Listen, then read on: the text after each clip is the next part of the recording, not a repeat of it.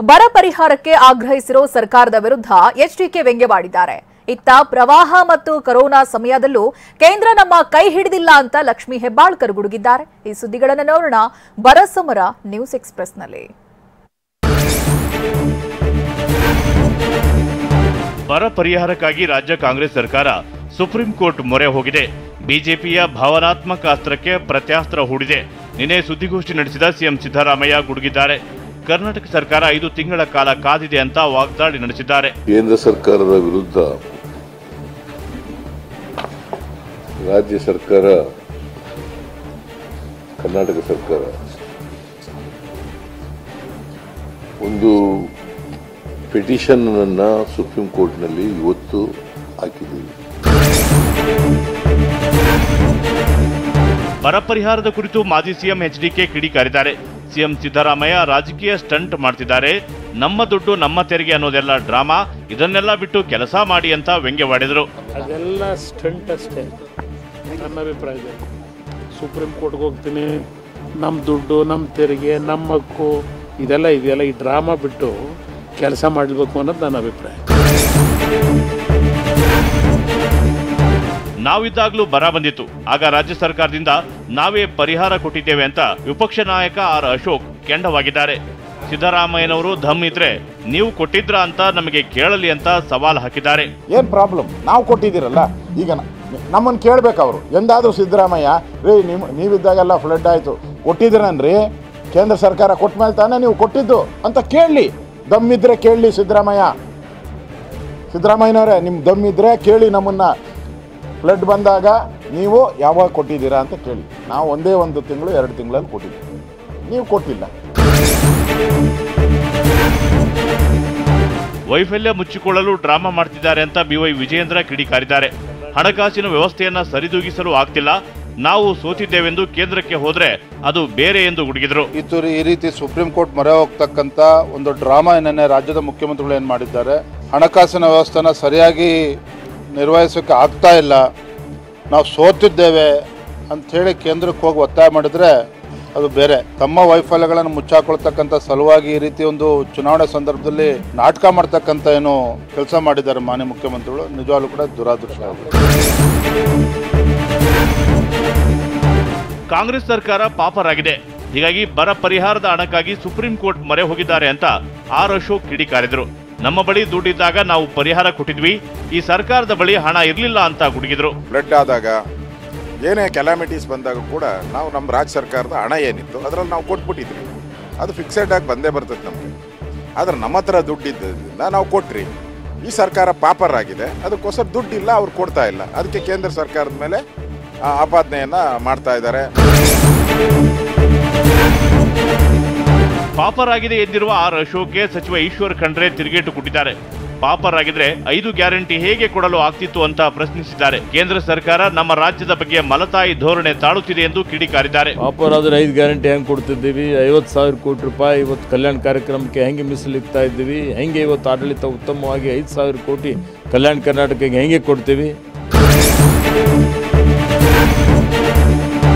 ಕೇಂದ್ರ ಸರ್ಕಾರ ಪ್ರವಾಹ ಕೊರೋನಾ ಸಂದರ್ಭದಲ್ಲಿ ನೆರವಿಗೆ ಬರಲಿಲ್ಲ ಅಂತ ಸಚಿವೆ ಲಕ್ಷ್ಮೀ ಹೆಬ್ಬಾಳ್ಕರ್ ಕಿಡಿಕಾರಿದ್ರು. ಬರ ಪರಿಹಾರಕ್ಕೆ 2,000 ಕೋಟಿ ಹಣ ಕೇಳಿದ್ದೆವು, ಕೇಂದ್ರ ಸರ್ಕಾರದಿಂದ ಈವರೆಗೆ 1 ರೂಪಾಯಿ ನೀಡಲಿಲ್ಲ ಅಂತ ವಾಗ್ದಾಳಿ ನಡೆಸಿದರು. ಬರ ಪರಿಹಾರಕ್ಕೆ ಕೇಳಿದ್ವಿ, ಇನ್ನೂವರೆಗೂ ಒಂದು ಬಿಡುಗಾಸನ್ ಕೂಡ ಕೊಟ್ಟಿಲ್ಲ. ಕರ್ನಾಟಕ ರಾಜ್ಯಕ್ಕೆ ಅನ್ಯಾಯ ಮಾಡ್ತಾ ಇದ್ದಾರೆ. ಕಾಂಗ್ರೆಸ್ ಬಿಜೆಪಿ ಮಧ್ಯೆ ಮನೆ ಹಾಳಾಗ ವಾಕ್ಸಮರ ಜೋರಾಗಿದೆ. ಕಾಂಗ್ರೆಸ್ನವರೇ ದೇಶದ್ರೋಹಿಗಳ ಪರವಾಗಿದ್ದವರು, ಮೊದಲು ಕಾಂಗ್ರೆಸ್ ಪಕ್ಷದವರ ಮನೆ ಹಾಳಾಗಬೇಕು ಅಂತ ಸಿದ್ದರಾಮಯ್ಯ ಹೇಳಿಕೆಗೆ ಅಶೋಕ್ ಕಿಡಿಕಾರಿದ್ದಾರೆ. ಇವರು ಈ ಬಿಜೆಪಿಯವರು ಮನೆ ಹಾಳಾಗ ಯಾವತ್ತಾರು ಒಂದು ದಿನ ಸ್ವಾತಂತ್ರ್ಯ ಹೋರಾಟದಲ್ಲಿ ಭಾಗಿಯಾಗಿದ್ದಾರೆ. ಇವರು ಕಾಂಗ್ರೆಸ್ ಅವ್ರ ಮನೆ ಹಾಳಾಗಬೇಕು. ಯಾಕಂದರೆ ಈ ಭಯೋತ್ಪಾದಕರ ದಾಳಿ ಶುರುವಾಗಿದ್ದೇ ಇವರಿಂದ, ಈ ಮನೆ ಹಾಳರಿಂದಾನೆ, ಕಾಂಗ್ರೆಸ್ ಮನೆ ಹಾಳರಿಂದಾನೆ. ಮನೆ ಹಾಳಾಗ ಎಂದ ಸಿಎಂ ವಿರುದ್ಧ ವಿಜಯೇಂದ್ರ ಕಿಡಿಕಾರಿದ್ದಾರೆ. ಸಿದ್ದರಾಮಯ್ಯಗೆ ವಿನಾಶಕಾಲೆ ವಿಪರೀತ ಬುದ್ಧಿ, ಚುನಾವಣೆಯಲ್ಲಿ ಸೋಲನ್ನ ಎದುರು ನೋಡ್ತಿದ್ದಾರೆ, ಇಂಥ ಹೇಳಿಕೆಗಳನ್ನ ಸಿದ್ದರಾಮಯ್ಯ ನೀಡುತ್ತಿದ್ದಾರೆ ಅಂತ ಆಕ್ರೋಶ ಹೊರಹಾಕಿದರು. ವಿನಾಶಕಾಲೆ ವಿಪರೀತ ಬುದ್ಧಿ ಅಷ್ಟೇ. ಚುನಾವಣೆ ಸೋಲನ್ನ ಎದುರು ನೋಡ್ತಾ ಇರ್ತಕ್ಕಂಥ ರಾಜ್ಯದ ಕಾಂಗ್ರೆಸ್ ಪಕ್ಷ ಈ ರೀತಿ ಹೇಳಿಕೆಗಳನ್ನು ನೀಡ್ತಾ ಇದ್ದಾರೆ ಅಷ್ಟೇ.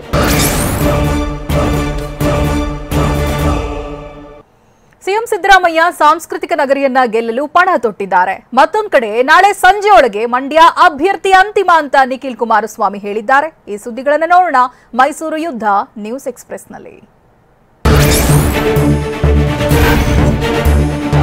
ಲೋಕಸಭೆ ಚುನಾವಣಾ ಅಖಾಡ ರಂಗೇರಿದೆ. ಮೈಸೂರಿನಲ್ಲಿ ಕಾಂಗ್ರೆಸ್ ಅಭ್ಯರ್ಥಿ ಗೆಲ್ಲಿಸೋಕೆ ಸಿಎಂ ರಣತಂತ್ರ ರೂಪಿಸುತ್ತಿದ್ದಾರೆ.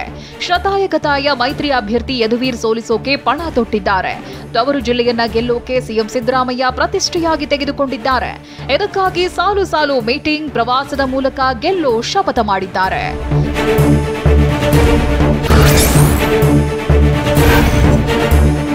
ಮೈಸೂರು ಕೊಡಗು ಲೋಕಸಭಾ ಕ್ಷೇತ್ರ ಗೆಲ್ಲೋಕೆ ಸಿಎಂ ಸಿದ್ದರಾಮಯ್ಯ ಸಭೆ ನಡೆಸಿದ್ರು.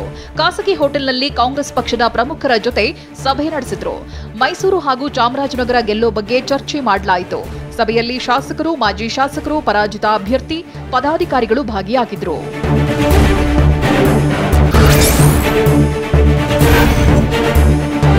ಮೈಸೂರಿನಲ್ಲಿ ಕಾಂಗ್ರೆಸ್ ಅಭ್ಯರ್ಥಿ ಗೆಲ್ಲಿಸೋಕೆ ಸಿಎಂ ಸಿದ್ದರಾಮಯ್ಯ ಎಚ್ಚರಿಕೆಯ ಹೆಜ್ಜೆಯನ್ನಿಟ್ಟಿದ್ದಾರೆ. ಮೈತ್ರಿ ಅಭ್ಯರ್ಥಿ ಯದುವೀರ್ ಒಡೆಯರ್ ವಿಚಾರದಲ್ಲಿ ಸಿಎಂ ಸಾಫ್ಟ್ ಕಾರ್ನರ್ ಪ್ಲಾನ್ ಮಾಡಿದ್ದಾರೆ. ಯದುವೀರ್ ಒಡೆಯರನ್ನ ಟಾರ್ಗೆಟ್ ಮಾಡೋದು ಬೇಡ, ಕೇವಲ ಬಿಜೆಪಿಯನ್ನಷ್ಟೇ ಟಾರ್ಗೆಟ್ ಮಾಡಿ. ಯದುವೀರ್ ವಿರುದ್ಧ ಮಾತನಾಡುವಾಗ ಎಚ್ಚರ ವಹಿಸಬೇಕು ಅಂತ ಸಭೆಯಲ್ಲಿ ಸಿಎಂ ಸಿದ್ದರಾಮಯ್ಯ ಕಿವಿ ಮಾತು ಹೇಳಿದ್ದಾರೆ.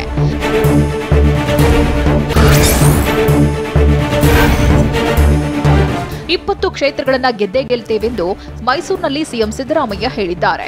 ಬಿಜೆಪಿಯವರ ರೀತಿ ನಾವು ಸುಳ್ಳು ಹೇಳೋದಿಲ್ಲ. ಬಿಜೆಪಿ ಜೆಡಿಎಸ್ ಮೈತ್ರಿಯಿಂದ ನಮಗೆ ಲಾಭ ಇದೆ. ಜೆಡಿಎಸ್ ಜೊತೆ ನಾವು ಮೈತ್ರಿ ಆಗಿದ್ದಾಗ ಸಮಸ್ಯೆ ಇತ್ತು ಅಂದಿದ್ದಾರೆ. 20 ಕ್ಷೇತ್ರಗಳನ್ನ ಗೆದ್ದೇ ಗೆಲ್ತೀವಿ. ಬಿಜೆಪಿ ಅವ್ರ ತರ ಸುಳ್ಳು ಹೇಳಲ್ಲ. 28 ಗೆದ್ಬಿಡ್ತೀವಿ. ಗೆದ್ದರ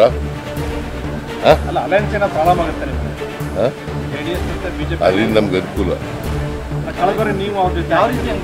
ಅದು ಅನುಕೂಲ ಆಗಲಿಲ್ಲ. ಈಗಲೂ ಅವ್ರಿಗೆ ಅನುಕೂಲ ಆಗಲ್ಲ, ನಮ್ಗೆ ಅನುಕೂಲ. ಕಲಬುರಗಿ ಲೋಕಸಭಾ ಕ್ಷೇತ್ರದಿಂದ ಮಲ್ಲಿಕಾರ್ಜುನ್ ಖರ್ಗೆ ಅಳಿಯ ರಾಧಾಕೃಷ್ಣರನ್ನ ಗೆಲ್ಲಿಸೋಕೆ ಈಗಿನಿಂದಲೇ ರಣತಂತ್ರ ನಡೆಯುತ್ತಿದೆ. ಕಾಂಗ್ರೆಸ್ ಅಭ್ಯರ್ಥಿ ರಾಧಾಕೃಷ್ಣ ಗೆಲುವಿಗಾಗಿ ಸಾಲು ಸಾಲು ಮೀಟಿಂಗ್ ಮಾಡಲಾಗಿದೆ. ಎಐಸಿಸಿ ಅಧ್ಯಕ್ಷ ಖರ್ಗೆ ನಿವಾಸದಲ್ಲಿ ನಡೆದ ಸಭೆಯಲ್ಲಿ ಜಿಲ್ಲಾ ನಾಯಕರು, ಸಚಿವರಾದ ಶರಣಪ್ರಕಾಶ್, ಪ್ರಿಯಾಂಕ್ ಖರ್ಗೆ ಭಾಗಿಯಾದರು.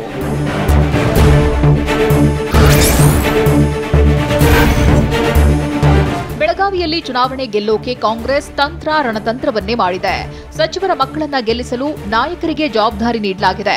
ಸಚಿವೆ ಲಕ್ಷ್ಮೀ ಹೆಬ್ಬಾಳ್ಕರ್ ಹಾಗೂ ಸಚಿವ ಸತೀಶ್ ಜಾರಕಿಹೊಳಿ ಮಧ್ಯೆ ಶೀತಲ ಸಮರ ಹಿನ್ನೆಲೆ ಇಬ್ಬರಿಗೆ ಜವಾಬ್ದಾರಿ ನೀಡಲಾಗಿದೆ. ಹೆಬ್ಬಾಳ್ಕರ್ಗೆ ಸತೀಶ್ ಜಾರಕಿಹೊಳಿ ಪುತ್ರಿ ಗೆಲ್ಲಿಸುವ ಹೊಣೆ ನೀಡಿದ್ರೆ, ಹೆಬ್ಬಾಳ್ಕರ್ ಪುತ್ರನನ್ನ ಗೆಲ್ಲಿಸೋದು ಸಚಿವ ಸತೀಶ್ ಹೆಗಲಿಗೆ ಜವಾಬ್ದಾರಿ ನೀಡಲಾಗಿದೆ.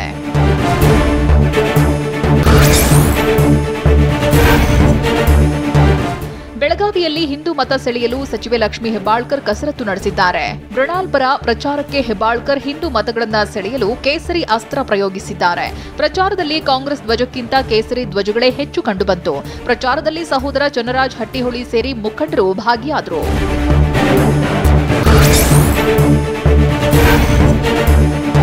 ನಾಳೆ ಸಂಜೆಯೊಳಗೆ ಮಂಡ್ಯ ಅಭ್ಯರ್ಥಿ ಅಂತಿಮ ಆಗಬಹುದು ಅಂತ ಬೆಂಗಳೂರಿನಲ್ಲಿ ನಿಖಿಲ್ ಕುಮಾರಸ್ವಾಮಿ ಹೇಳಿದ್ರು. ಮಂಡ್ಯದಿಂದ ಎಚ್ಡಿಕೆ ನಿಲ್ಲಿ ಅಂತ ಒತ್ತಡ ಬರ್ತಾ ಇದೆ. ನಮ್ಮ ಕುಟುಂಬದಿಂದ ಸ್ಪರ್ಧೆ ಬೇಡ ಅಂದ್ಕೊಂಡಿದ್ದೆವು, ಆದ್ರೆ ಮಂಡ್ಯದಿಂದ ಸ್ಪರ್ಧೆಗೆ ಎಚ್ಡಿಕೆಗೆ ಒತ್ತಡ ಹಾಕ್ತಿದ್ದಾರೆ. ಎಚ್ಡಿಕೆ ಒಂದು ದಿನ ಸಮಯಾವಕಾಶ ಕೇಳಿದ್ದಾರೆ ಅಂದ್ರು. ಅಂದ್ರೆ ಅಲ್ಲಿ ರಾಮನಗರ ಜಿಲ್ಲೆ ನಮ್ಮ ಚನ್ನಪಟ್ಟಣದವರೆಗೂ ಉತ್ತರ ಕೊಡಬೇಕಾಗ್ತದೆ, ಇಲ್ಲಿ ಮಂಡ್ಯ ಜಿಲ್ಲೆ ಜನತೆಗೂ ನಾವು ಉತ್ತರ ಕೊಡಬೇಕಾಗ್ತದೆ. ಹಾಗಾಗಿ ಒಂದು ದಿನಗಳ ಕಾಲ ಸಮಯ ಕೇಳಿದ್ದಾರೆ ತಂದೆಯವರು. ಎಲ್ಲ ನಮ್ಮ ಪಕ್ಷದ ಮುಖಂಡರು, ಚನ್ನಪಟ್ಟಣದ ಮುಖಂಡರು ನಾಳೆ ಬರ್ತಾ ಇದ್ದಾರೆ. ಅವ್ರ ಜೊತೆ ಕೂತು ಚರ್ಚೆ ಮಾಡಿ ಯಾರಿಗೂ ನಿರಾಸೆ ಉಂಟು ಮಾಡದೇ ಇರತಕ್ಕಂಥ ಒಂದು ಹಿನ್ನೆಲೆಯಲ್ಲಿ ನಾವು ಒಂದು ತೀರ್ಮಾನ ಕೈಗೊಳ್ಳುತ್ತೇವೆ, ಪಕ್ಷ ಕೈಗೊಳ್ಳುತ್ತೆ. ಕಾರ್ಯಕರ್ತರನ್ನ ಉದ್ದೇಶಿಸಿ ಮಾತನಾಡುವಾಗ ಎಚ್ಡಿಕೆ ಭಾವುಕರಾಗಿದ್ರು. ಮಂಡ್ಯದಿಂದ ಸ್ಪರ್ಧಿಸುವಂತೆ ಎಚ್ಡಿ ಕುಮಾರಸ್ವಾಮಿಗೆ ಜೆಡಿಎಸ್ ಕಾರ್ಯಕರ್ತರು ಒತ್ತಾಯಿಸಿದ್ರು. ಆಗ ಎಚ್ಡಿಕೆ ಕಾರ್ಯಕರ್ತರು ತಾಳ್ಮೆಯಿಂದ ಇರಬೇಕು ಅಂದ್ರು. ಅಷ್ಟೇ ಅಲ್ಲ, ನಿಮ್ಮ ಅಭಿಮಾನ, ಪ್ರೀತಿ, ವಿಶ್ವಾಸಕ್ಕೆ ಬೆಲೆ ಕಟ್ಟಲು ಆಗಲ್ಲ ಅಂತ ಭಾವುಕರಾದ್ರು.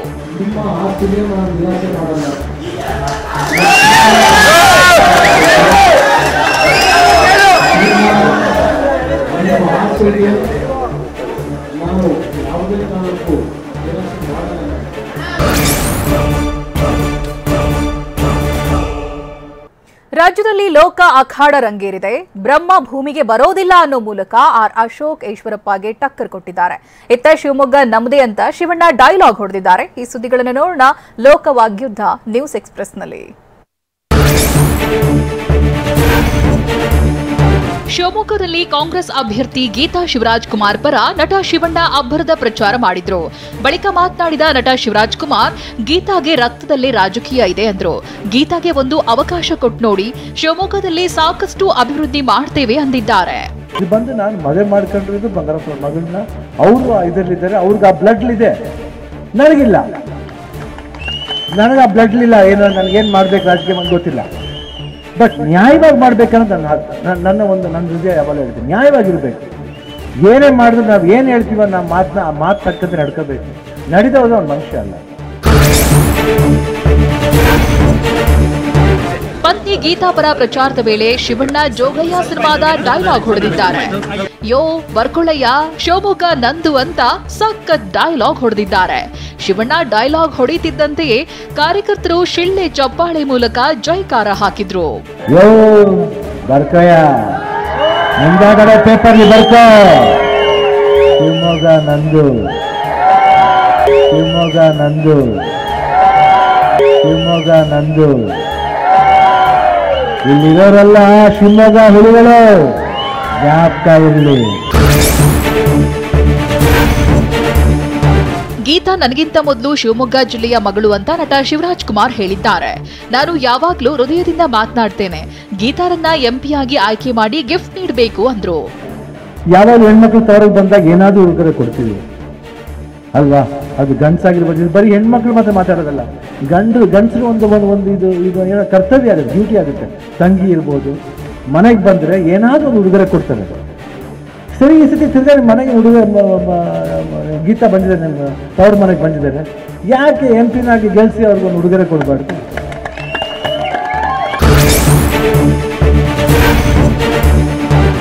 ಮೈಸೂರಿನಲ್ಲಿ ಕಾಮನ್ ಮ್ಯಾನ್ ವರ್ಸಸ್ ಮಹಾರಾಜ ವಿಚಾರಕ್ಕೆ ಬಿಜೆಪಿ ಅಭ್ಯರ್ಥಿ ಯದುವೀರ್ ಒಡೆಯರ್ ಟಕ್ಕರ್ ಕೊಟ್ಟಿದ್ದಾರೆ. ಪ್ರಜಾಪ್ರಭುತ್ವ ಹಾಗೂ ಕಾನೂನು ಮುಂದೆ ಎಲ್ಲರೂ ಒಂದೇ ಆಗಿದ್ದಾರೆ. ನಮಗೆ ಮಹಾರಾಜ ಎಂದು ಜನರೇ ಪದವಿ ಕೊಟ್ಟಿದ್ದಾರೆ ಅಂತ ಕಾಂಗ್ರೆಸ್ಗೆ ಟಕ್ಕರ್ ಕೊಟ್ಟರು. ನಮ್ಮ ಹೇಳಿದ್ದೀನಿ, ಇವತ್ತಿನ ಪ್ರಜಾಪ್ರಭುತ್ವ ವ್ಯವಸ್ಥೆಯಲ್ಲಿ ಎಲ್ಲರೂ ಸಾಮಾನ್ಯರೇ, ಕಾನೂನು ಮುಂದೆ, ಸಂವಿಧಾನದ ಮುಂದೆ ಎಲ್ಲರೂ ಒಂದೇನೆ. ಸೊ ಅದಕ್ಕೇನು ಬಹುಶಃ ಅವ್ರ ನ್ಯಾರೇಟಿವ್ ಇರ್ಬೋದು, ಬಟ್ ಎಲ್ಲರೂ ಸಾಮಾನ್ಯರೇನೆ ಕಾನೂನು ಮುಂದೆ. ಬ್ರಹ್ಮನಿಂದಲೂ ನನ್ನ ಸ್ಪರ್ಧೆ ತಪ್ಪಿಸಲಾಗಲ್ಲ ಅಂದಿದ್ದ ಕೆಎಸ್ ಈಶ್ವರಪ್ಪಗೆ ಆರ್ ಅಶೋಕ್ ಟಾಂಗ್ ಕೊಟ್ಟಿದ್ದಾರೆ. ಬ್ರಹ್ಮನಿಗಿಂತ ನಮ್ಮ ಕಾರ್ಯಕರ್ತರೇ ದೇವರಾಗಿದ್ದಾರೆ, ಬ್ರಹ್ಮ ಭೂಮಿಗೆ ಬರೋದಿಲ್ಲ ಅಂತ ತಿರುಗೇಟು ಕೊಟ್ಟರು. ನಿಷ್ಠಾವಂತ ಕಾರ್ಯಕರ್ತರೇ ಬಂಡಾಯ ಶಮನ ಮಾಡ್ತಾರೆ. ನಾಮಪತ್ರ ಸಲ್ಲಿಕೆ ವೇಳೆ ಈಶ್ವರಪ್ಪ ಬಂಡಾಯ ಶಮನ ಆಗುತ್ತೆ ಅಂದ್ರು. ಬ್ರಹ್ಮ ಯಾವ ಕಾರಣಕ್ಕೂ ಭೂಲೋಕಕ್ಕೆ ಏನು ಬರಲ್ಲ. ನಮ್ಮ ಕಾರ್ಯಕರ್ತರು ಅವ್ರನ್ನ ಕನ್ವಿನ್ಸ್ ಮಾಡ್ತಾರೆ. ನಮ್ಮ ಕಾರ್ಯಕರ್ತರು, ಪಕ್ಷದ ಕಾರ್ಯಕರ್ತರು ಏನಿದ್ದಾರೆ, ನಿಷ್ಠಾವಂತ ಕಾರ್ಯಕರ್ತರೆ, ಅವರು ಬ್ರಹ್ಮನಿಗಿಂತ ನಮ್ಮ ಲೆಕ್ಕದಲ್ಲಿ ಕಾರ್ಯಕರ್ತರು ದೇವರು ಅಂತ ಹೇಳ್ತೀವಿ ನಾವು. ಸಾಮಾನ್ಯ ಕಾರ್ಯಕರ್ತರು ದೇವರು. ಅದರಿಂದ ಸಾಮಾನ್ಯ ಕಾರ್ಯಕರ್ತರಿಗೆ ಈಶ್ವರಪ್ಪನವರನ್ನ ಮನವೊಲಿಸುವಂಥ ಶಕ್ತಿ ನಮ್ಮ ಕಾರ್ಯಕರ್ತರಿಗಿದೆ. ಸುಮಲತಾಗಿ ಕಳೆದ ಬಾರಿ ನಾವೆಲ್ಲೂ ಸಪೋರ್ಟ್ ಮಾಡಿಲ್ಲ, ಅವರ ಮನವೊಲಿಸೋ ಕೆಲಸ ಆಗುತ್ತೆ ಅಂತ ವಿಪಕ್ಷ ನಾಯಕ ಆರ್ ಅಶೋಕ್ ಹೇಳಿದ್ದಾರೆ. ಸುಮಲತಾ ಅವರು ಗೆದ್ದ ಮೇಲೆ ಪಾರ್ಟಿ ಸೇರಬೇಕಾಗಿತ್ತು, ಆದರೆ ಸಂಸದೆ ಸುಮಲತಾ ಬಿಜೆಪಿಗೆ ಸೇರಿಲ್ಲ. ಆದರೂ ನಮ್ಮ ವರಿಷ್ಠರು ಅವರ ಜೊತೆ ಮಾತನಾಡಿದ್ದಾರೆ ಅಂದಿದ್ದಾರೆ. ಲೀಗಲಿ ಸೇರಕ್ಕೆ ಅವಕಾಶ ಇಲ್ಲ, 6 ತಿಂಗಳ ಒಳಗಡೆ ಸೇರಬೇಕು. ಅದರಿಂದ ಬಿಜೆಪಿಗೆ ಅವರು ಸೇರಿಲ್ಲ. ಅವರು ಲೋಕಸಭೆಯಲ್ಲಿ ಎಲ್ಲ ನಮ್ಮ ಬಿಲ್லுಗಳಿಗೆ ಬೆಂಬಲವನ್ನು ಕೊಟ್ಟಿದ್ದಾರೆ, ಹೊರಗಿನ ಬೆಂಬಲವನ್ನು ಕೊಟ್ಟಿದ್ದಾರೆ. ಇಷ್ಟಿದ್ರೂ ಕೂಡ ನಮ್ಮ ರಾಷ್ಟ್ರೀಯ ನಾಯಕರು ಅವ್ರ ಜೊತೆ ಎಲ್ಲರೂ, ಪ್ರಧಾನಮಂತ್ರಿಗಳಿಂದ ಹಿಡಿದು ನಡ್ಡಾ ಅವರು, ಅಮಿತ್ ಶಾ ಅವರು ಎಲ್ಲರೂ ಕೂಡ ಅವ್ರ ಜೊತೆ ಚರ್ಚೆ ಮಾಡಿದ್ದಾರೆ. ಬೆಂಗಳೂರು ಗ್ರಾಮಾಂತರ ಕ್ಷೇತ್ರದಲ್ಲಿ ನಾವೇ ಗೆಲ್ಲೋದು ಅಂತ ಕಲಬುರಗಿಯಲ್ಲಿ ವಿಪಕ್ಷ ನಾಯಕ ಆರ್ ಅಶೋಕ್ ಹೇಳಿದ್ದಾರೆ. ಕಾಂಗ್ರೆಸ್ ಪಕ್ಷದವರು ಹೆದರಿ ಹೋಗಿದ್ದಾರೆ. ನಾವು ಇಂತಹ ಪ್ರಯೋಗ ಮಾಡ್ತೇವೆ ಅಂದ್ಕೊಂಡಿರಲಿಲ್ಲ. ಡಾಕ್ಟರ್ ಸಿಎನ್ ಮಂಜುನಾಥ್ ಭಾರಿ ಅಂತರದಿಂದ ಗೆಲ್ಲುತ್ತಾರೆ ಅಂದಿದ್ದಾರೆ.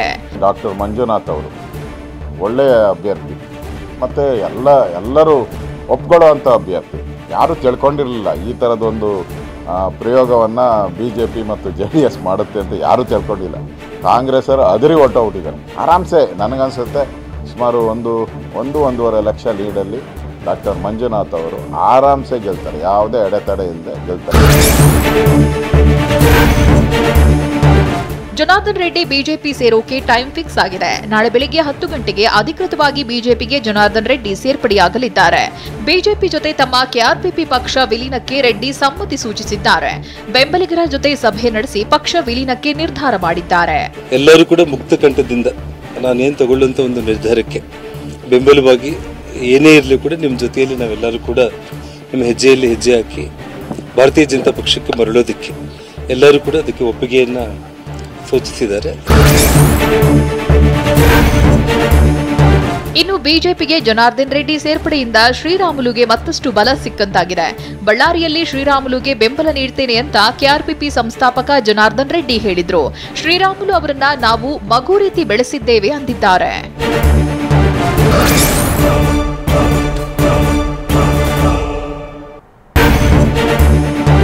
ದೇವನಹಳ್ಳಿ ತಾಲೂಕಿನ ಐತಿಹಾಸಿಕ ಬೂದಿಗೆರೆ ದ್ರೌಪದಮ್ಮ ಕರಗ ರದ್ದಾಗಿದೆ.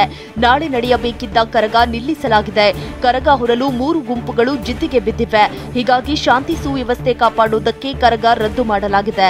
ಸದ್ಯ ಈ ವಿಚಾರಣೆಯನ್ನ ಹೈಕೋರ್ಟ್ ಮೇ 27ಕ್ಕೆ ಮುಂದೂಡಿದೆ.